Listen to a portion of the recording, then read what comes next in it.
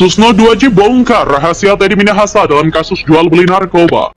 Nah, inilah yang sungguh memprihatinkan saya melihat persidangan ini, karena tidak mencerminkan seorang petinggi Polri yang harusnya berperilaku, bertindak yang menjadi contoh teladan anak buahnya. Bentuk tanggung jawab, sikap kesatria ini tidak ada. Harusnya kan tinggal berkata jujur, ya saya merintah, saya tanggung jawab, sehingga nanti tidak mendorong tanggung jawab ini ke anak buahnya, kesalahannya ke anak buahnya. Anehnya saat di persidangan dia buang badan gitu. Loh, Kapolda Jenderal kok tidak menunjukkan sikap bertanggung jawab? Buang badan dengan berbohong, dengan ngarang cerita. Nah ini, maka saya sangat tertarik loh, ini mirip-mirip Sambo juga. Kalau kasus Sambo melemparnya kepada siapa? Baradae. Di sini melemparnya pada Dodi. Nah ini sungguh tidak wajar.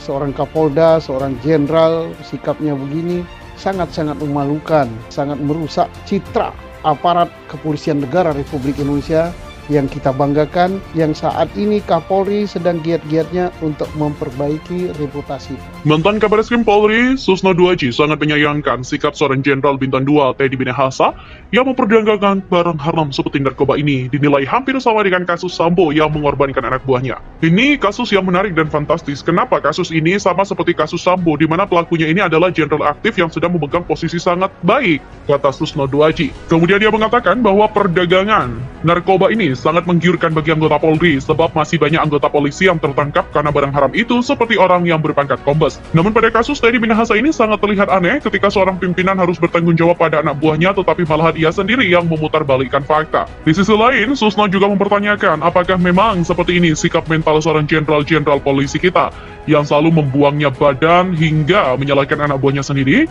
Lalu ia juga membandingkan kasus Sambo, di mana kesalahannya dilemparkan kepada Richard Eliezer.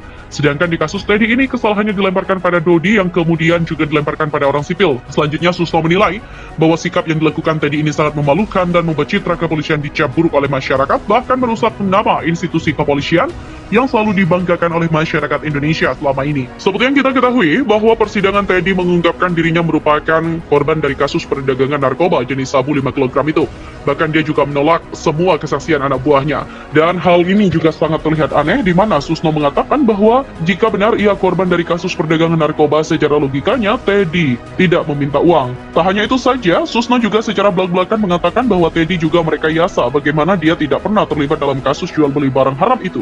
Ia juga mengatakan bahwa Teddy merupakan otak dari kasus tersebut yang sudah menerima uang ratusan juta dan dibuktikan oleh pesan WhatsApp. Linda Pujastuti alias Mami Linda kini mendapat masalah baru setelah mengaku menjadi istri siri Irjen Pol Teddy Minahasa. Kini Mami Linda berusaha keras untuk membuktikan jika dirinya sudah nikah siri dengan Teddy Minahasa, mantan Kapolda Sumbar itu. Bahkan Mami Linda mengaku rela pindah keyakinan atau mualaf demi menjadi istri Teddy Minahasa. Mami Linda telah bersyahadat alias menjadi mualaf sebelum menikah siri dengan Irjen Pol Teddy Minahasa. Pengakuan itu dilontarkan pihak Linda melalui kuasa hukumnya. Sudah bersyahadat dan langsung nikah saat itu juga di masjid, kata penasihat hukum Linda, Adriel Purba. Pernikahan dan proses mualaf Mami Linda disebut Adriel terjadi di sebuah masjid daerah Pelabuhan Ratu Sukabumi. Kala itu Linda dan Teddy baru pulang dari Laut Cina Selatan menyelesaikan misi penangkapan penyelundupan narkoba jaringan internasional.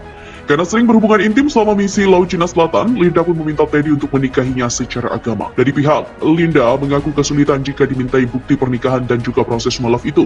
Alasannya, Linda yang sedang ditahan di rutan tak bisa mencari ustadz yang membimbing proses mualafnya waktu itu. Namun terlepas dari itu, sumpah Linda di persidangan kasus peredaran narkoba yang juga menyeret suami sirinya tak selaras dengan pengakuan mualafnya. Sebab setiap memberikan keterangan sebagai saksi, Linda tak pernah disumpah di bawah Al-Quran. Misalnya saat dia menjadi saksi mahkota bagi Teddy Minahasa pada Senin.